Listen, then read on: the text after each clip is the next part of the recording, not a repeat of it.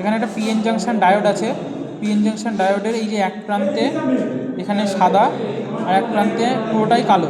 যেই প্রান্তে এই সাদাটা আছে সেই প্রান্তটাকে নেগেটিভ প্রান্ত বলা হয়, আর যেই প্রান্তে কিছু নেই সেটাকে কি পজিটিভ সাইড বলা হয়। ডায়োডটাকে আমি আরও ভালোভাবে কাছ থেকে বোঝানোর চেষ্টা করছি।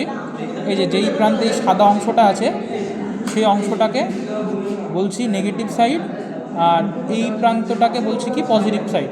এবার এই ডায়োডটা ভালো আছে না খারাপ আছে সেটা কী করে বুঝবো? সেটা বুঝতে গেলে আমাকে এই যে মাল্টিমিটার আছে, মাল্টিমিটারের প্রথমে আমাকে এই বিপ যে সাউন্ডটা আছে এই যে এই পোর্শনে রাখতে হবে, এবং কি করতে হবে, ডায়োডের যে নেগেটিভ সাইডটা আছে অর্থাৎ এই সাদা অংশটা, এটার সাথে মাল্টিমিটারের নেগেটিভ প্রান্ত আর ডায়োডের পজিটিভের সঙ্গে মাল্টিমিটারের এই যে পজিটিভ প্রোব আর নেগেটিভ প্রান্তটা এইভাবে কানেক্ট করি।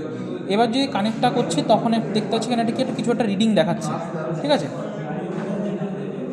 এটা হচ্ছে কি ফরওয়ার্ড বায়াসে এই রিডিংটা আসছে, ঠিক আছে?